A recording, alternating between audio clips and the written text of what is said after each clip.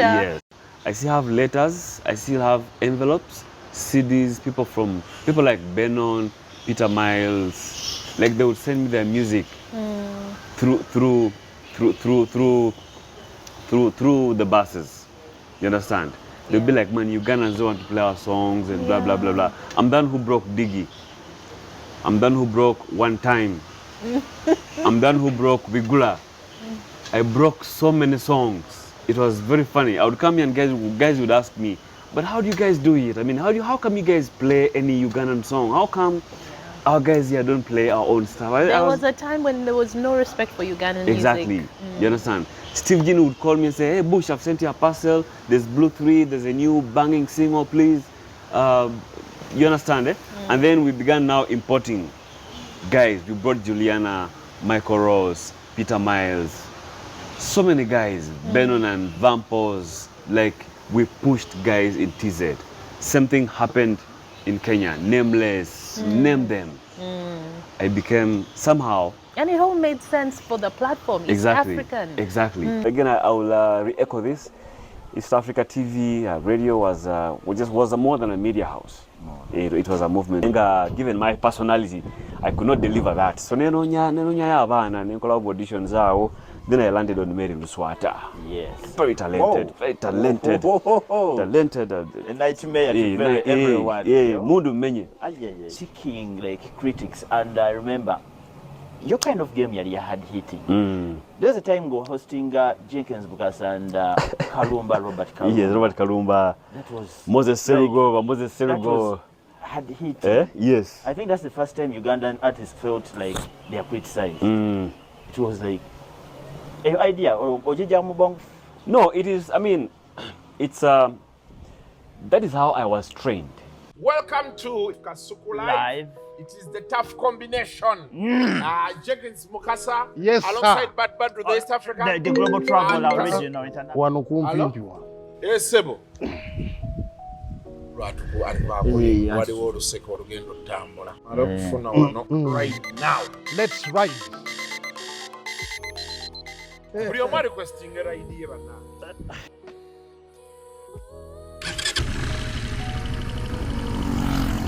Right now, Mujira Mubudde. One way to this is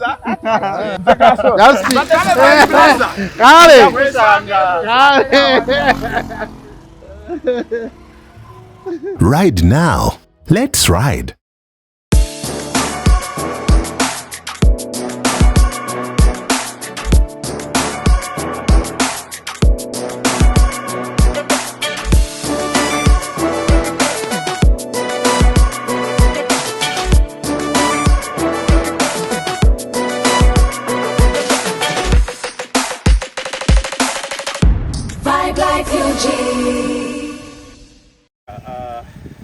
Twandiza ku Vibe Life UG lunaku tuli ku church Central Church Wanesasa wetuzo okusabira omwoyo gw'omugenzi DJ Bush Baby Michael Award. Batu tugenda kuba tulabayo highlights tono mbyokusaba wano. Then tujja kubazanyira interview gye nakolako naye, I think one of his last interviews when I'm sisinkana byetwanyumyako n'ebirala bingi. So keep it on Vibe Life UG. Thank you. Okay, with me is the myth Mayanja from Clear Cut. Yes, how you doing, bro? Not well. Not well. It's a terrible time. Yeah. Terrible time, but coping as best as we can. Have to be strong, especially for the family and the friends. So, yeah. So what do you have to say about Bush Baby, the memories and Man, I have too many memories. A lot of memories. But I have too many memories with Bush. He was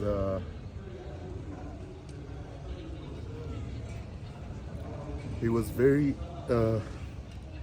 instrumental in me getting into media spaces in Vision Group. Went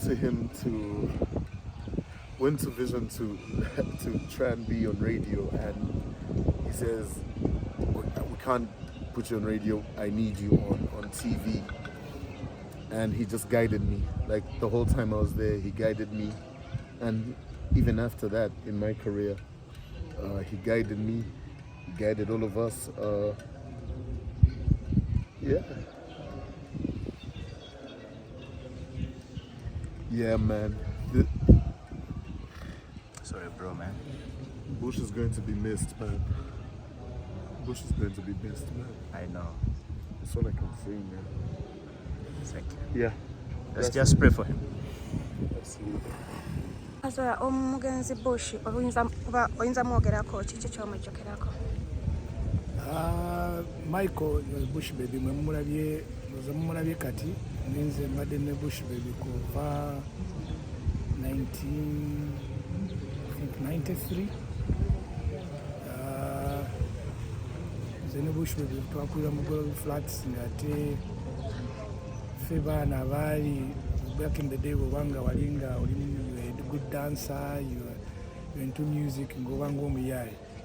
So nze from 1988 nga ndi mu ebonzi ndi actor naye ne bangobayo nga bino bya buyaaye. Then I became a dancer. Ye Bush baby 90, 91, 92 ng'ayimba mu church. Yayimba mu church. Church n'agivaamu n'atandika okuyimba biri ebirala. Maama we n'anyiga nnyo n'amugoba.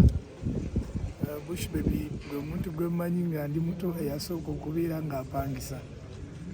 Ng'akyali mwana muto nnyo ne of course yali ansinga emyaka mukaaga 5 or 6 years older. Gwe muntu gwe mmanyi eyasooka okubentinga. Maama we yali ng'anyize nnyo ng'eri mu kuyimba bye different n'agezaako okukuza dreadlocks. Maama we ne taata we ne balyoka banyiga nnyo ne bamugoba okuva ewaka. So kutandika n'amaliriza mangu n'agenda mu Tanzania Arusha. From Arusha, that's how I ended up, Tanzania, East Africa TV. Yomuntu yasooka mu Uganda, apart from Batka koza yakolako mu CNN mu 93, 94, but Bush baby is the first gwe tumanyi ndooza mu generation ffe ayasooka okufuna omulimu gwa media outside Uganda. Era naggulawo enjigi zonna. East Africa TV n'atwalayo bassebo. He's the one who promoted Ugandan music in East Africa. He was instrumental in bringing East Africa offices to Uganda. Actually, n'agezaako n'antwala gy'amagenda n'antwala nkole Tanzania. N'ŋŋendayo actually East Africa TV bamuwa omulimu. N'ŋŋendayo I didn't like Tanzania. Boogera Oluswayiri n'Abasirayiri abeekocha ate nga bampa sente nyingi. But kyanyamba nnyo okuleeta contract eyo wava muno n'okunyongeza sente nfuna mitwalo 2 pasho wava muno n'alyoka nteeka ku highest paid presenter kyanyamba. So it was Bush baby. So Bush baby nze abadde muganda wange. Like he had not written a book naye nakolako interview naye 3 hours late nights JK. So for the next book that I'm doing, I've decided to do my book because I see the way, because you don't know what happens tomorrow. But I will make sure that the 3 hours, the documentation, the interview I did with him for 3 hours, I'll turn that on the episodes of the next book that I'll be doing, my conversations on it with JK, with the people that I've interviewed. So at least we have something about him. But he was a great, he did, again, we don't celebrate people, when they are still here and the great things they've done. Because Bush baby really promoted, Uganda. He promoted the Ugandan musicians in Tanzania. He really did so much. And when he came back, he was a bit more exposed, and the people that he has mentored around, from MBS to Urban TV to so many young kids around that he's really touched, and it's sad that he's gone so fast. For me, he called me actually after the coffee marathon. He said, "My brother, good stuff for the content you're doing. There's a coffee," and I'm like, King, okay, you come and we share something when you get time. I think he had a night tomorrow. I was hoping to see him tomorrow at Gardens, but well, he hasn't. But yeah, Bush baby, rest in peace, my brother. You did your part. You played your part, and when you see the people that are here, it's true love. Now today I'm late, but I'm from Cedric, so I had to go Cedric in the morning, and now we're here. And most people actually, some I'm seeing are from Cedric, so I don't know what's happening to our generation. But let's let's have a peace of mind.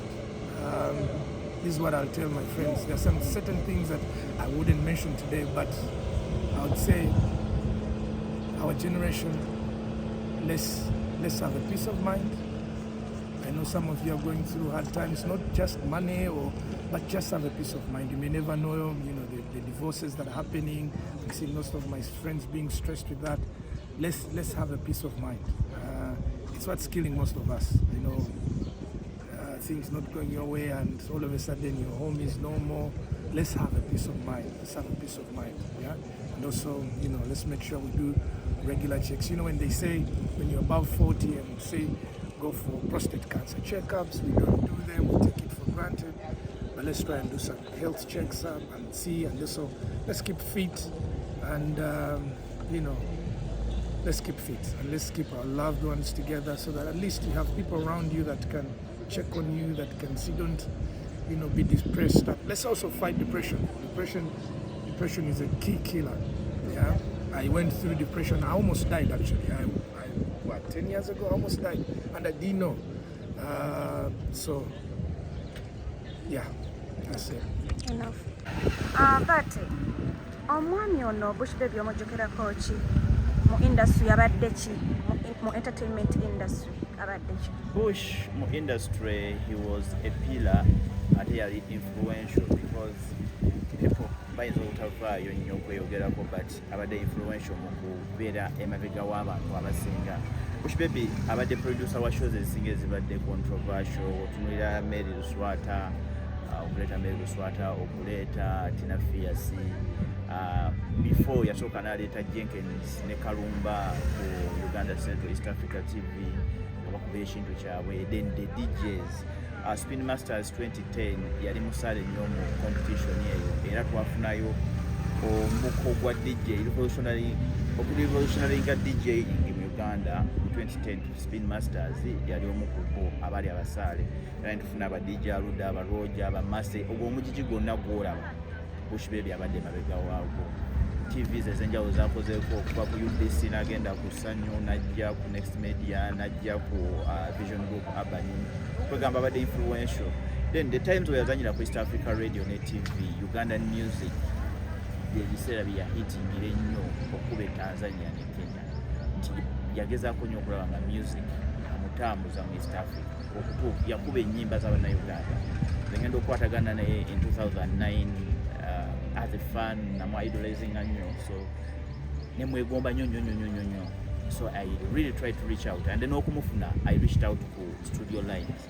Nambeera mu engaging this Mira, you call, eventually he gave me his number. So nangamba, you know what, you can be giving the news. So then I East Africa Radio, and the name but you see now is Bush Baby Foundation 1. Bannayuganda bayinza kubanga bagenda mu misingako kinaddala abaana bato bakayingira entertainment. Abaana bato tebajja mu misinga because tebamanya maanyi ge, okitegeera, and abantu tebawa big all the time. Eva abako nekyayagala okukola, Kajusedde abadde yakola Wazodazo studio nga balina show gye bakola, ng'alina agenda n'azannya wali ku meet ku the Thatch Gardens, ng'alinayo show ye buli bamukaga asanya batandikwa ssaawa 5 ne bazannya. Abadde innovative. Abagenda mu misinga ife mikwano gye naddala ffe be yayambako n'atuwa ettafaali ne tutandika okukola bushanyisi. The generation tejja kumanya Bush yani okuleka nga balabye biki bye yakola. Okay.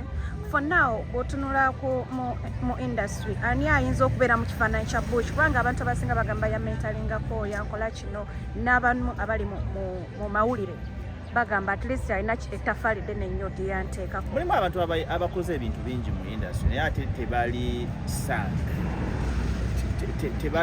Tebaba kigambo kiriki, tebabasuusuuta, tebabawa bimuli byabwe.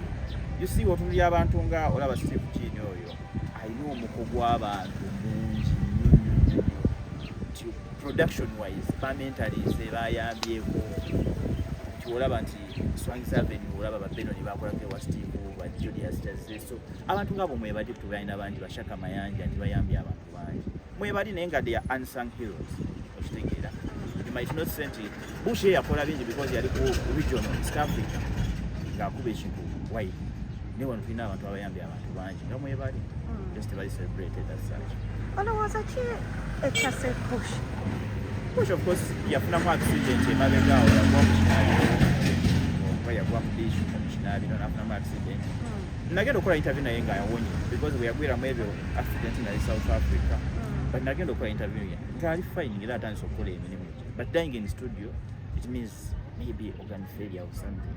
Obugwina ogwa kigeza waliwo organ yeshatinze okuleka nga tulabye postmortem mu country hotel. Okay, thank you.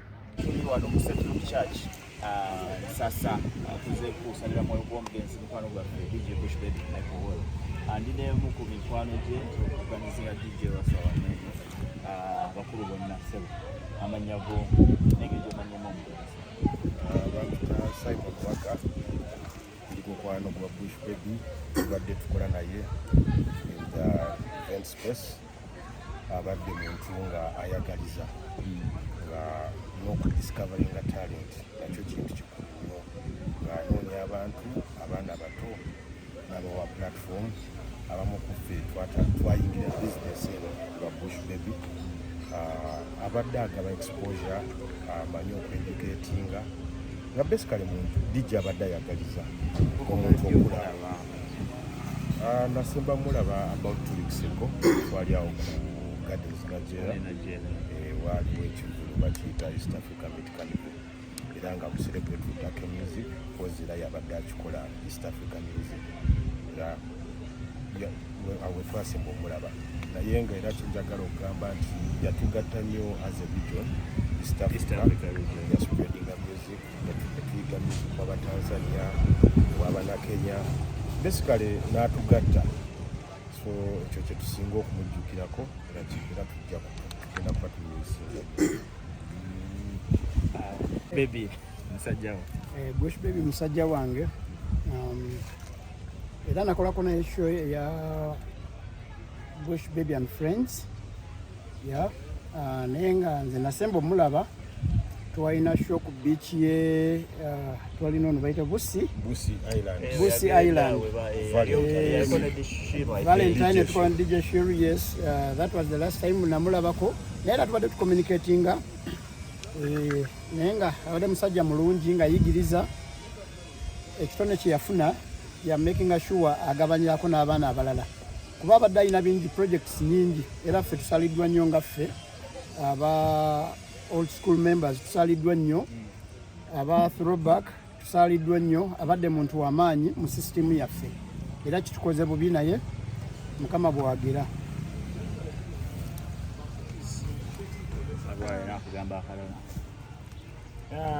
Bush Baby, it's very sad that I met him 2 weeks ago and I met him last Friday and I met him on Sunday when he delivered my jumper, which I'm going to wear tomorrow.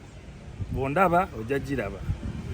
I didn't know I was doing the last thing talking to him. So these are why people introduced us to learning how to speak Kiswahili.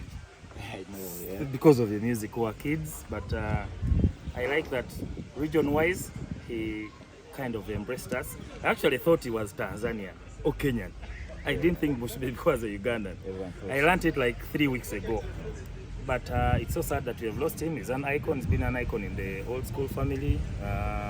We as old schoolers, we always go where he is. Now that he's not there, I don't know, but let his soul rest in eternal peace.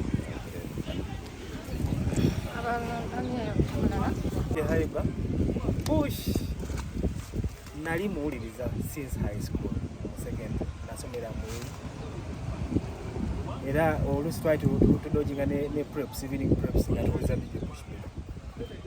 So I got to know him personally like 2 years ago, and even 2 weeks ago when I called an show, he had DJ Bush Baby and Friends. Nali one of the headlining DJs. I last talked to Bush last Saturday. We are in a show ya East African Meet Carnival ngamba ugenda kujja ne mugamba ano ngenda jinja tugenda kubera ku league finals. That's the last time I talked to him, but what I can say about DJ Bush Baby is that it's going to be hard. It's very hard to have a creative. It's very hard to have a creative who discovers people, irrespective of where you come from, So long as you have passion for your crafts, whether DJing, whether photography, whether poetry, akutwala nga bwoli. Even working with him 2 weeks ago, yes, yankubira bukuze seem like a month to the show. Angamba, I would like to work with you. And you're going to be a headline DJ. I said, okay, it's okay. I'm up for the what? For the challenge. And the show went on well, and we have been together. You had even promised me that we would now work on other incoming shows. So I'm going to miss him because siyo muntu abadenga atwawula abadde atuleta fena wamu then ayagaliza buli omu, and he also supports talent, especially young talent. Ayagala nnyo abaana bato abaagala kye bakola. Mwebale njera tugenda mu misinga naye awo muleme.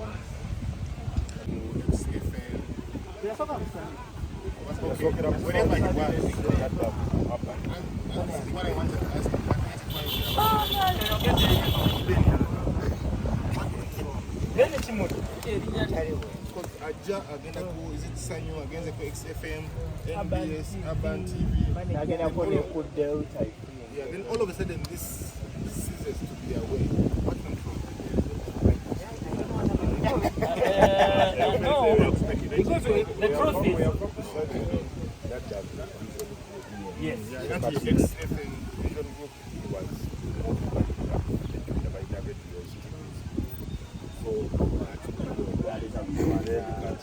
next week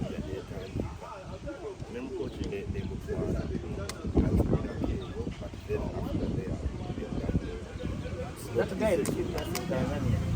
The club tunawakilisha. I was in senior 5.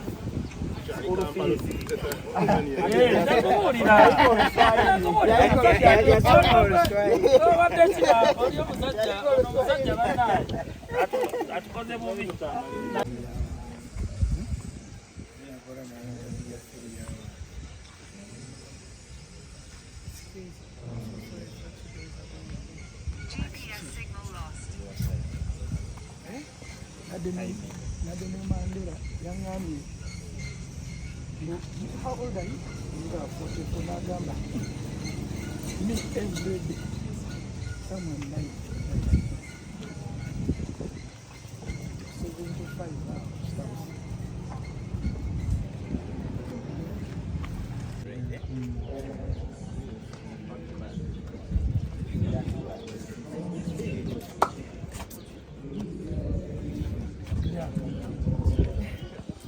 I was about to tell him.